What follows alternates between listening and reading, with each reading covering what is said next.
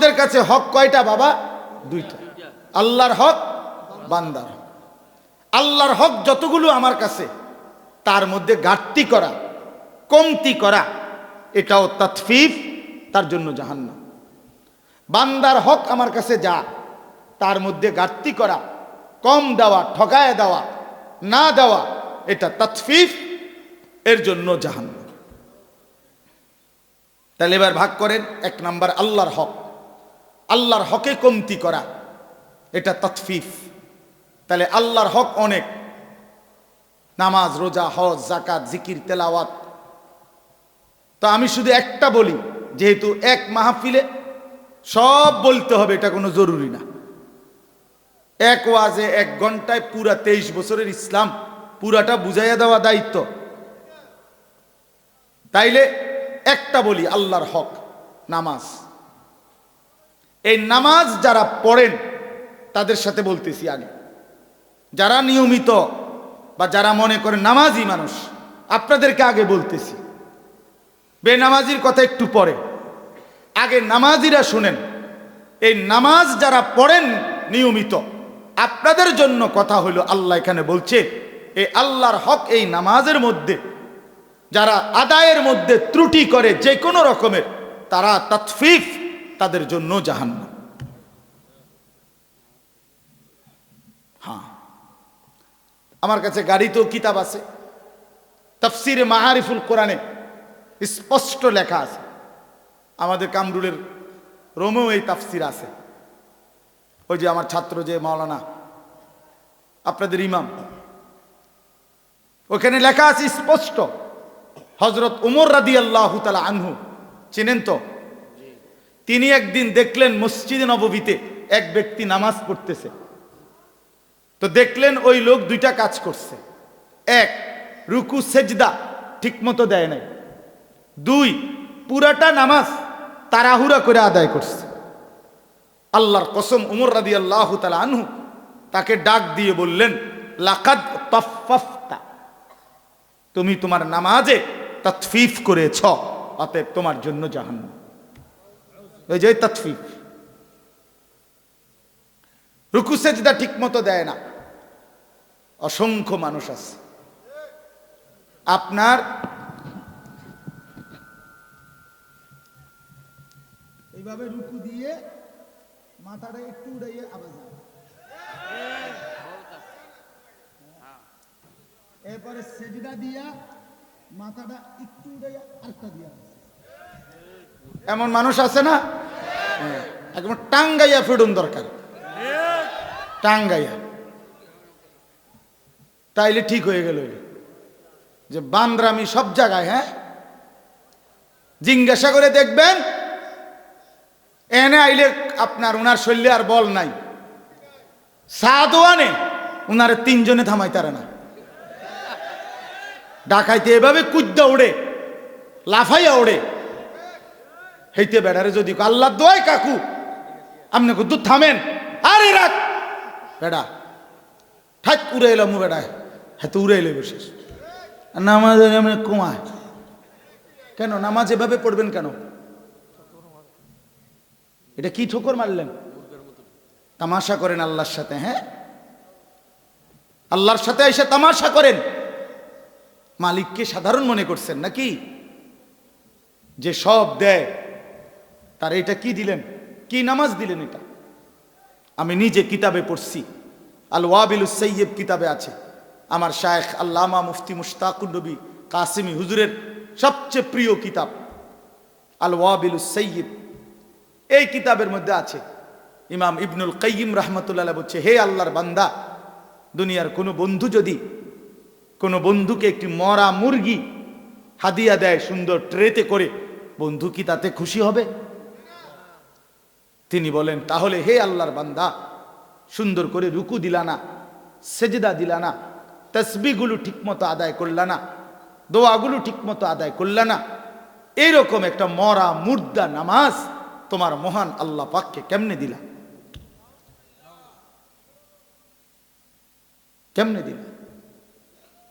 শুরু থেকে নিয়ে আল্লাহু আকবার এই নিয়ত বাঁধা, সুবহানাকাল্লাহুম্মা বিহামদিকা, এই সানা সূরা ফাতিহা, আরেকটা সূরা রুকুর তাসবিহ, সেজদার তাসবিহ, আত্তাহিয়াতু, দোয়া দুরূদ শরীফ, দোয়ায়ে মাসুরা, দোয়ায়ে কুনুত, বিতির নামাজের কোনোটাই কদ্দুর শুদ্ধ করে ঠিক মতো কদ্দুর পড়তে পারো না, 60 বছর এই মালিকের আসমান জমিন চন্দ্র সূর্য গ্রহ নক্ষত্র, আলো বাতাস রোদ বৃষ্টি আগুন পানি, খাদ্য খাবার স্ত্রী সন্তান ঘর পরিবার, এই মালিকের সব কিছু ব্যবহার করে নাফরমান সেই মালিকের কয়টা তাসবিহ, কয়টা দোয়া, কয়টা সূরা ঠিক মতো শুদ্ধভাবে পড়তে পারো না, তোমার মতো নিকৃষ্ট নাফরমান অকৃতজ্ঞ আর কে হইতে পারে বেটা?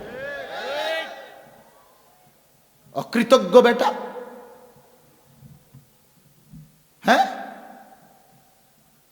স্কুলে পড়লে, কলেজে পড়লে, ইউনিভার্সিটিতে পড়লে, অথবা ছোটবেলায় পড়ালেখা না করলে আপনি আর কোরআন শরীফ অশুদ্ধ পড়লেও চলবে, সূরা কেরাত অশুদ্ধ হলেও চলবে, এই ফয়সালা আপনাকে কে দিছে বলেন মিয়া? আপনাদের অসংখ্য জেনারেল শিক্ষিত মানুষ এবং সাধারণ শ্রেণী মানুষের এটা ধারণা বেটা, এরা বিশ্বাস করে এই কথা, এরা মনে করে হুজুরদেরটা শুদ্ধ হইতে হইব, তাগোটা কি শুদ্ধ হন লাগবে না।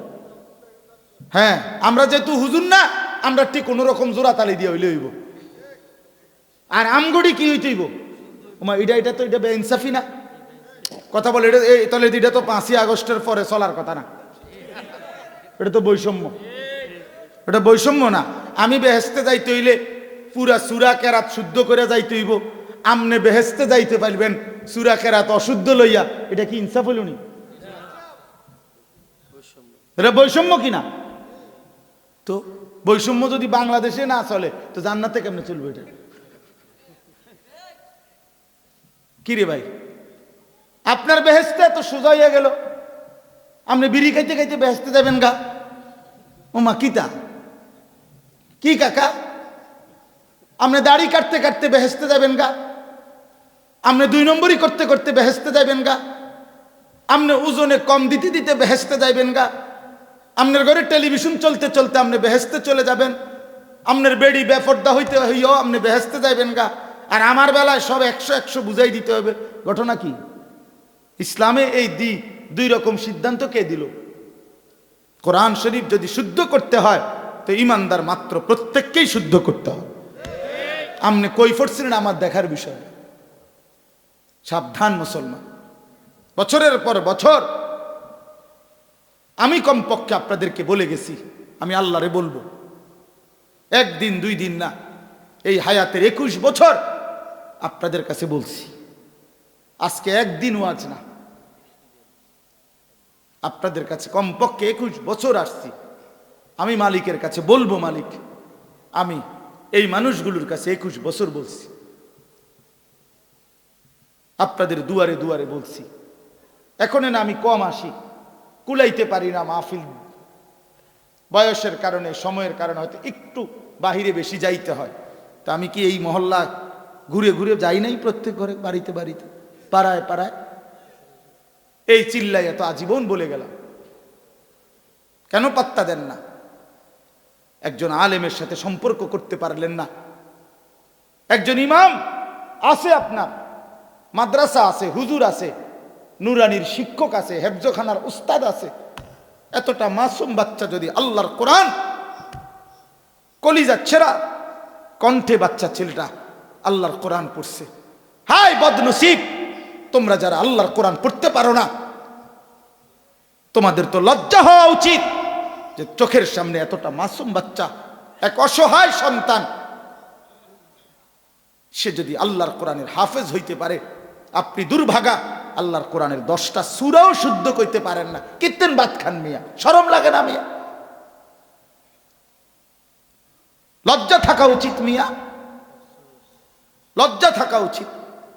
10টা সূরা ঠিক করতে পারলেন না, জিন্দিগি বাদ কতটি খাইলেন, ঘুম যাইলেন? বলেন কয়দিন চেষ্টা করছেন? একজন বলেন না হুজুর আমি 6 মাস চেষ্টা করছি, আমি পারি না। 1 বছর চেষ্টা করছি আমি, পারি না। বলেন বলেন তো, আপনি তো চেষ্টাই করেন, আমি এটার কিছু মনেই করে না, এটারে কোনো বিষয়ই মনে করে না। দাদা কইছে বানতাম ধান, বানতে আসি ও দাদান, এটা আমাদের দেশে কয়। ওই ঢেকির মধ্যে ধান বান্যাইতে হয়তো ও দাদান, এটা ডেহির মধ্যে ইয়া করতে আছে। ও দাদান মানে ভিজা দান, শুকাইছে না। এখন যতই ডারে কি করে ডেকির মধ্যে ইয়া করে, মাগার সাইল তো বাইর হয় না, সাইল বাইর হয় না কা, এটা সেফড হইয়া যায়। মরনা কইছে ভালো কথা, সাইল বাইর হয় না কা, কারণ ধান যে কি ভিজা, ভিজা ধানের চাউল আলাদা হয় না, শুকাইতে হয়, শুকাইতে হয়। আহা মুসলমান, আফসোসের বিষয়, লজ্জা পাইয়েন না, এগিয়ে আসেন। শরম করে বা 900 করে পাশ কাটলে হয় না, পাশ কাটলে হবে না। বুঝছি না, খেয়াল করছি না, কইছে তো বালাই, বলে তো আমরা লাগেই। বুঝি রে বুঝি, কয় তো ঠিকই কয়, পারি না। বাট ফার কথাকার, বিড়ি খাইতে পারেন? হ্যাঁ, বিড়ি খাইবার বেলায় তো মাশাআল্লাহ এক্সপার্ট, গপ মারনের বেলায় আছেন, চা দোয়ানের আড্ডা দেওয়ার সময় আছেন, 14 গোষ্ঠীর বদনাম করবার বেলায় আছেন। কথা নাই, হাওলাত লয় মানুষের তে। ওই যে কালকে কিতা জানি তুমি একটা কথা কইতে লাগছিলা, কাইলে কথাটা শেষ করতে পারছো না, দেও না এটা উড়াইয়া, বুঝেন না কথা? এই দিলুয়ারি হাওলাত লইছে কথা, কালকের কথা, বয়স গত সোমবারের কথা, কিতা জানি তুমি একটা কথা উড়াইছিলা, কথাটা তো কি করছো না, শেষ করতে পারছো না, আজ যে গদুর উড়াও, আজ এ দিলুয়ারি উড়াইয়া এই শুরু হইলো ব্যান ব্যান ব্যান ব্যান ব্যান ব্যান।